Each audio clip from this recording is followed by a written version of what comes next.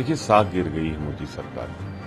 अब श्रमिक भी इन पर विश्वास नहीं कर रहे, कोई विश्वास नहीं कर रहा है। सैनिक अलग विश्वास नहीं कर रहे, कर्मचारी अलग विश्वास नहीं कर रहे हैं, भारत का किसान अलग विश्वास नहीं कर रहा है। जबरदस्त विश्वसनीयता का संकट मोदी सरकार के सामने उपस्थित हो गया है। भारत सरकार ने अपने स्तर पर पहली बार कई हजार करोड़ रुपया को उन्होंने निकलवा करके श्रमिकों में बांटने का और उनके हित सुरक्षित करने का एक प्रयास किया है। ऐसे में हमारे सभी श्रमिक संगठनों से मैं अपील भी करूंगा, उनको ये सोचना भी चाहिए कि राष्ट्र हित में श्रमिक संगठनों का जिस तरह से भारतीय जनता पार्टी उनका हित का ध्यान रख रही है, तो उनको राष्ट्र हित में सोचते हुए अपने कर्तव्य के पालन की ओर भी ध्यान देना चाहिए। आदमी की आवश्यकता होती है, एक के बाद दो, दो के बाद तीन, तीन के बाद चार, तो निश्चित रूप से उन पर विचार करने की बात होती है।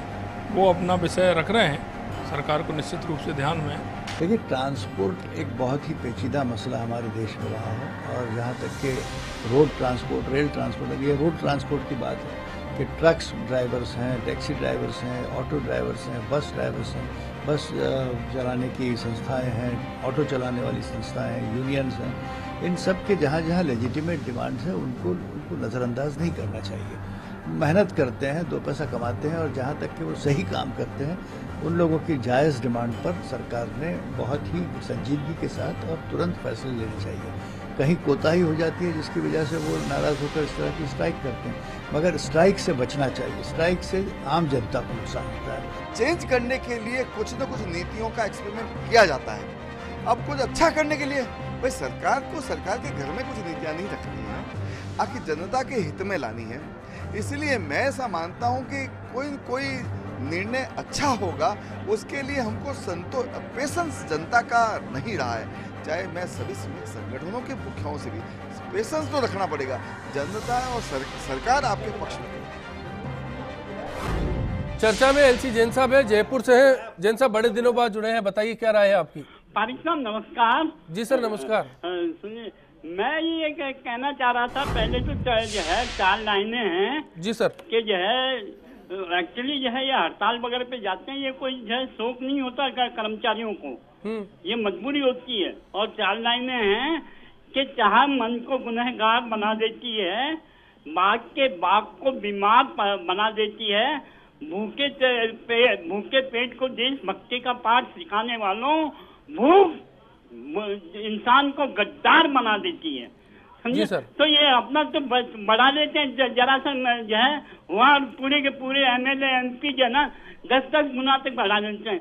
बेचारा कर्मचारी जो कि सबसे ज्यादा पिलर है, उसके बारे में जो है ये सोचते नहीं है। चलिए, बिल्कुल कर्मचारी की बात करूंगा, नीतियों की बात करूंगा, निवेश की बात करूंगा। अमराराम जी, मैं बंगाल का जिक्र करना चाहूंगा, सिंगूर का जिक्र करना चाहूंगा। ऐसी कुछ नीतियां थी जब आप राज्य में होते तो आपको लगता है कि निवेश जरूरी है, निवेश के लिए अधिग्रहण जरूरी है, अधिग्रहण के लिए नीतियां बनाना जरूरी है, लेकिन जब दूसरी सरकार होती है तो वही नीतियां विरोध में क्यों हो जाती है? ऐसा है, जहाँ सिंगूर की आप बात कर रहे हो, वहाँ 86% किसानों ने सहमति के बाद जमीन ली गई थी, और बहुत बड़ी कोई हजारों एकड़ नहीं थी, 100 एकड़ जमीन थी। जमीन अधिग्रहण के खिलाफ वो आंदोलन आज देश में लिखा जाता है, इतिहास में दर्ज है। वो नहीं, देखो वो निवेश की बात कर रहा हूँ, निवेश की बात कर रहा हूँ, इसलिए इस बात चर्चा आई है। नंदीग्राम में तो कोई जमीन ली नहीं गई, सिंगूर में ली गई थी जो नैनो के लिए। और मैं समझता हूँ हम इस बात के अनफेवर में नहीं कि औद्योगिक विकास नहीं हो, लेकिन किसान की और मजदूर की तबाही करके कंपनी का विकास किया जाए, इसके पक्ष में नहीं है। किसान की जमीन, आप ये तो मानते हैं कि 100% किसी की सहमति कभी भी नहीं हो सकती? नहीं, सत में मैं कर रहा हूँ 80% जो लैंड एक्विजिशन एक्ट है उसमें 80% किसानों की सहमति, और उसका सोशल सर्वे के बाद होगा। ये पूरे पॉलिटिकल पार्टी जो भी, चलिए अब मैं निवेश पर आता हूँ, निवेश का जो कहा जा रहा है, निवेश के लिए जो कहा जा रहा है, इस देश में निवेश नहीं आया। और जिस तरह की आर्थिक मंदी 2008 से है, वो निवेश कहीं नहीं आ रहा। अपने आप को इस देश की सेल्फ सफिशिएंट होना पड़ेगा, इस देश को खुद को विकास करना पड़ेगा।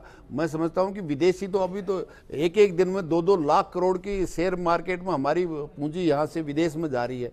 तो जब तक सेल्फ सफिशिएंट नहीं होंगे, हम अपने आप में आत्मनिर्भर नहीं होंगे। हमसे 2 साल बाद में चीन आज़ाद हुआ और आज वो अमेरिका के बाद में दुनिया की दूसरी ताकत हुई है, तो वो अपने सेल्फ से हुई है कि विदेशी निवेश से नहीं हुए। आज विदेशी निवेश भी सबसे ज्यादा चाइना में इसलिए जा रहा है क्योंकि उपभोक्ता है।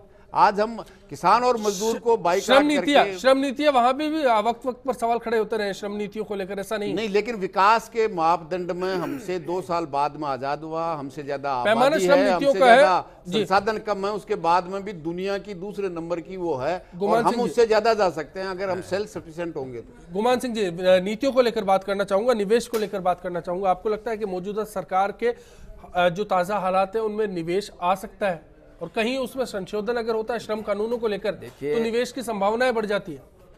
निवेश श्रम कानून को बदल के निवेश आना आया वो तो एक तर्क दिया जाता है, निवेश आए उसका स्वागत है, लेकिन मेरा ये व्यक्तिगत मानना ये है कि हमको अब हमारा डेवलपमेंट खुद करना चाहिए। हमारे देसी भाषा में कहा है कि उधार ले ले के और त्योहार मनाए तो घर बिक जाएगा।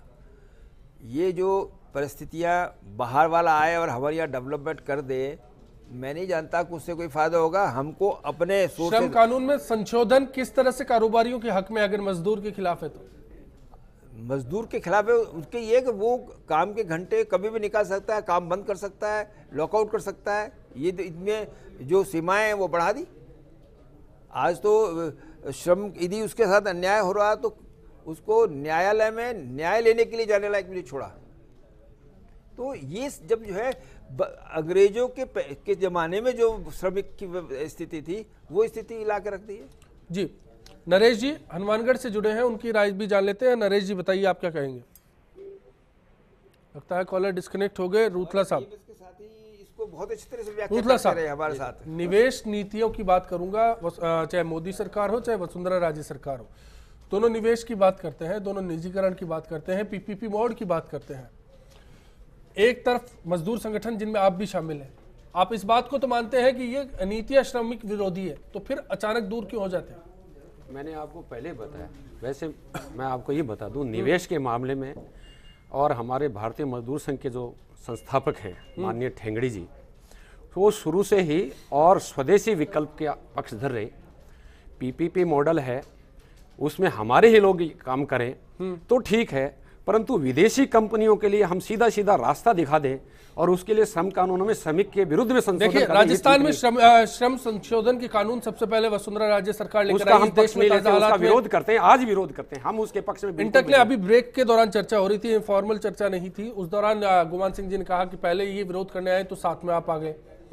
क्रेडिट लेने के लिए हो सकता है कि उस दौरान भी इस तरह का तालमेल। क्रेडिट लेने के लिए नहीं, हमने बहुत बड़ा प्रदर्शन किया है और बार बार किया है सरकार से, सरकार पर दबाव डाला है कि इन श्रम कानूनों को वापस लिया जाए। आज ही हम राजस्थान सरकार से के ऊपर बराबर दबाव बनाए हैं कि इन श्रम कानूनों को वापस लिया जाए। तो राजस्थान में तो ये मुद्दा सरकार किसी विषय को लेके आगे आ रही है और वो सकारात्मक, वो कह रही है कि हम श्रम कानूनों में आपसे पूछ के करेंगे संशोधन। दूसरा साहब नहीं कह रहा हूँ कि श्रम कानूनों में संशोधन जो है वो श्रमिक ट्रेड यूनियन से पूछ करके किया जाएगा, त्रिपक्षीय वार्ता से किया जाएगा, यही आईएलओ कहता है। तो उसके बाद में कहाँ दिक्कत आ रही है? वो नहीं मान रहे ना इस बात। उनके ना मानने से क्या होता, मानना यही पड़ेगा। यदि वो ऐसा आईएलओ करे, इंटरनेशनल लेवल ऑर्गेनाइजेशन कराएगी, त्रिपक्षीय वार्ता। मैं तो आज भी कह रहा हूँ, यदि श्रम कानूनों में परिवर्तन श्रमिक नेताओं से की सलाह से होता है वो अच्छी बात है, उसको मान रहे हैं। इसको वो नहीं मान रहे, वो बुलाया ना आपको। इसके अलावा एक साल में श्रम सम्मेलन बुलाया हो। 25-26 को आपको नहीं, भारतीय जनता पार्टी की मोदी सरकार ने एक साल में श्रम सम्मेलन बुलाया हो, 2 तारीख बुलाया ना। चलिए ये एक बड़ा सवाल है, नरेश जी जुड़े, नरेश जी हनुमानगढ़ से वार्ता के लिए बुलाया। श्रम सम्मेलन हुआ ना साहब, कैसी बात कर रहे हो? एफडीआई सर कॉलर है, उनसे बात करके आ रहा हूँ। नरेश जी उसके जो सर्व बताएं सर क्या राय है आपकी? मेरी राय ये है सर कि कोई भी सरकार हो, चाहे मोदी सरकार हो, ये कांग्रेस सरकार हो, ये किसानों और मजदूरों के हित में कभी नहीं सोचती है। सरकार आने के बाद किसान हित या फिर मजदूर हित नहीं रह जाते, ये एक बड़ी राय है। सर किसान है वो भी एक मजदूर है, और जो मजदूरी कर रहे हैं चाहे टेम्पो यूनियन वाले हो, रोडवेज कर्मचारी हो, ये जो छोटे लोग हैं वो मजदूर ही है सर इस देश के अंदर। चलिए बहुत बहुत शुक्रिया आपका। एक ब्रेक पर जा रहा हूँ, ब्रेक के बाद वापसी होगी, चर्चा जारी है। खास मेहमान हमारे साथ जुड़े हुए हैं चर्चा में। चक्का जाम होने की वजह से परेशान है। आए थे बाड़मेर से, सुबह तक तो गाड़ी चालू थी, अभी बंद हो गई है सुबह 7 बजे के बाद। इसकी वजह से हम ये रेल बस स्टेशन में पड़े हुए हैं। फ्लाइट पकड़नी है, इसलिए मैं यहाँ दादर स्टेशन उतरा हूँ। उतरने के बाद में यहाँ कहा जा रहा है कि टैक्सी स्टैंड का स्ट्राइक है टैक्सी वालों का, और बाद में देखे जा रहा है तो टैक्सी वाले अपनी मनमानी से भाड़े ले जा रहे हैं और सारी पुलिस जो है देखते हाथ में खड़ी है।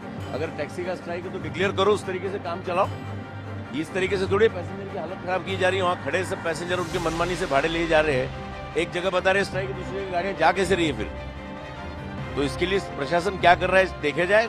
बारिश का टाइमिंग है, किसी की कौन सी इमरजेंसी आती है, इसका ध्यान रखना चाहिए सभी ने। हम लोग बहुत देर से खड़े हुए हैं, 3 घंटे हो गए हम लोगों को खड़े हुए, परेशान हो गए हैं। बहराइच जाना है हम लोगों को, और मेरी नानी भी की तबीयत भी नहीं ठीक है, शुगर की बीमारी है इनको, और हम लोग को घर जाना बहुत ज़रूरी है बहराइच।